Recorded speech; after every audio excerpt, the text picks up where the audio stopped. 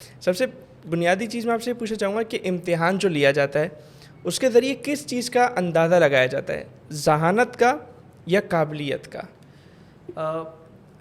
اگر امتحان true sense میں بات کی جائے وہ ایک الگ ٹاپک ہے. اچھا ہمارے ہاں جو امتحان ہے میں اسی کے کانٹیکس میں کہ ابھی ہم جو کر رہے ہیں ہمارے اسکولنگ سسٹم میں، جو ایجوکیشن سسٹم میں، چاہے وہ اسکولس کے اندر ہو یا ایگزامینیشن بورڈ لیول پہ ہو، تو بیسیکلی امتحان ایک پرٹیکولر کورس آؤٹ لائن کے حوالے سے کہ جو اس کا کور پرپز ہے وہ یہ ہے کہ اس کورس آؤٹ لائن کے حساب سے آپ نے اس کورس کو کتنا سمجھ لیا ہے.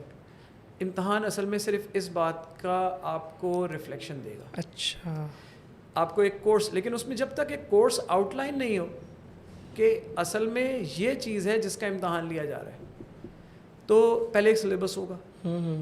جیسے اگر میتھ ہے گریڈ 5 کا تو ایک سلیبس ہوگا.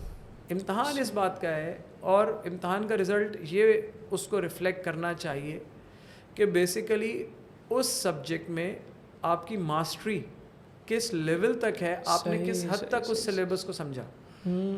اور اگر امتحان صحیح معنوں میں ہو، جتنا زیادہ ریلائبل اور ویلڈ ہو، تو اس میں اس کے مارکس اور پرسنٹیج ٹرو سینس میں اس کی ریفلیکشن ہونا چاہیے کہ اس بچے کو یہ چیز کتنی آتی ہے.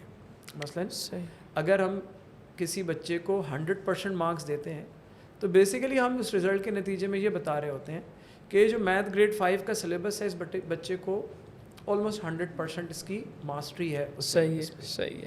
تو ریزلٹس یہ بتاتے ہیں، یہ بتاتے ہیں سبجیکٹ کے بارے میں، اس سبجیکٹ کے. اب ہمیں بہت زیادہ ریفلیکٹ کرنے کی ضرورت یہ ہے کہ کیا ہمارے مارکس واقعی اس چیز کو ریفلیکٹ کرتے ہیں.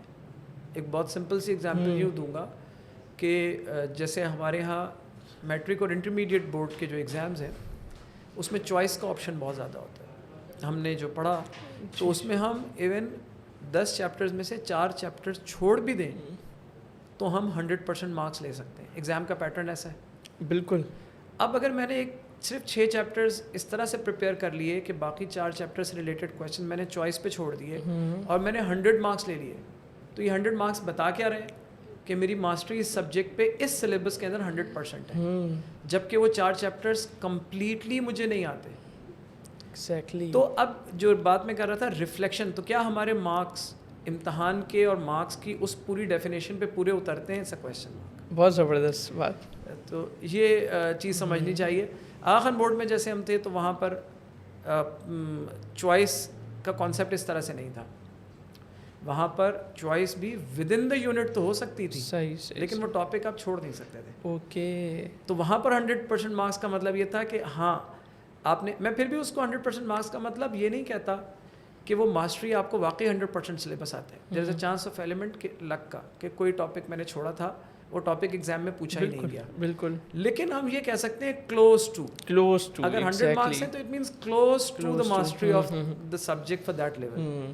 تو یہ ہے بیسیکلی آپ کے. لیکن اور جو آپ نے ٹرو ایک ریفلیکشن کی بات کی، تو ہمارے یہاں تو ایک پرابلم یہ بھی ہے سر کہ چلیں ہم کہیں کہ آدھے کورس کی اس کو جو ہے نا وہ آدھے کورس میں ماسٹر ہو گیا، لیکن یہاں تو وہ بھی نہیں ہوتا کیونکہ ہمارے پاس تو آلریڈی جو کیا بولتے ہیں اسے امپورٹنس کا ایک کانسیپٹ ہے. اب وہ تو بس رٹا لگایا اور ہو گیا کام. بالکل بالکل. مطلب میٹرک کے اسٹوڈنٹ بڑی آسانی سے گیس کر لیتے ہیں ان کو کہ بھائی اس سال آپ نے یہ والا ایسے یاد کر لینا ہے، تو یہ والا ایسے اس دفعہ آنے کی ایکسپیکٹیشن ہے. بالکل ایسا ہے. اپلیکیشن ہے تو یہ والی اپلیکیشن یاد کر لو.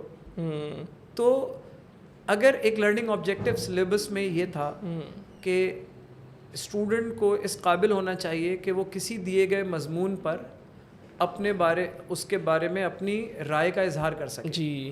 لرننگ آبجیکٹیو یہ ہے. جی. لیکن اگر یہ طے ہے کہ اس سال یوم آزادی پہ مضمون آئے گا، بالکل، اور اس نے یوم آزادی کا مضمون لکھ کر اور اس میں اس نے 10 میں سے 8-9 نمبر لے لیے، تو بیسیکلی آبجیکٹیو یہ تھا کہ کسی بھی دیے گئے ٹاپک پر وہ اپنی رائے کا اظہار کر سکے.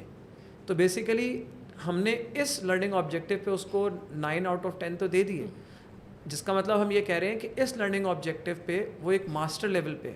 حالانکہ یوم آزادی کے مضمون کے علاوہ اگر کوئی اور مضمون آ جاتا تو وہ اس پہ نہیں لکھ پاتا.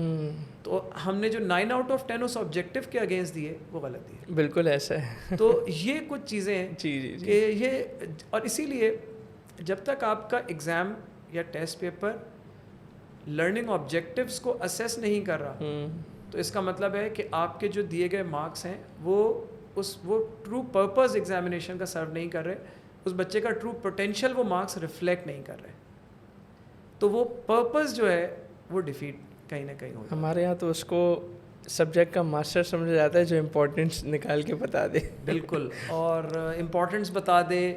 ایون ٹیچرز بھی وہ زیادہ بہتر سمجھے جاتے ہیں کہ جو جن کے پیپر لگتے ہو, گیسٹ پیپر لگتے ہیں, اور وہ بڑا فخر سے اپنے اس میں, میں نے کئی واٹس ایپ گروپس میں ادھر ادھر مجھے بھی ریسیو ہوتے ہیں کہ الحمدللہ اس دفعہ بھی جو میں نے گیس کیا تھا وہ وہی کویشچنز جو ہے وہ ایگزام میں ہے, یعنی ایکسپرٹیز اس کی. اسی طرح اب یہ چیز تھوڑی تھوڑی کیمبرج میں بھی ہو گئی ہے, یعنی اچھے ٹیچرز وہاں پہ گیس ورک اس طرح تو آپ کویشچن کا نہیں کر سکتے, لیکن وہ کلوز ٹو دا پیٹرن دیکھتے ہوئے, یعنی ان کے تجربے کی بنیاد پہ کہ اس دفعہ ایگزام پیپر میں یہ ٹاپکس آنے کے چانسز زیادہ ہیں, تو وہ ٹیچر زیادہ ایکسپرٹ مانے جاتے ہیں. تو کیونکہ انفارچونیٹلی ایک ہماری ریس جو ہے وہ مارکس پہ ہے, تو جو مارکس میں مجھے بہتر گائیڈ کر سکے وہ زیادہ اچھا ٹیچر. اور یہ پاسبل بھی ہے نا, کیونکہ ظاہر سی بات ہے جو ایک شخص پیپر بنا رہا ہے وہ بھی انسان ہی ہے, اس کا بھی ایک دماغ چل رہا ہے, اور جو اتنے سالوں سے اس سبجیکٹ کو پڑھا رہا ہے اس کا بھی دماغ تو کہیں نہ کہیں سائیکی میچ کر جائے گی اور وہ بن جائے گا پیپر. تو وہ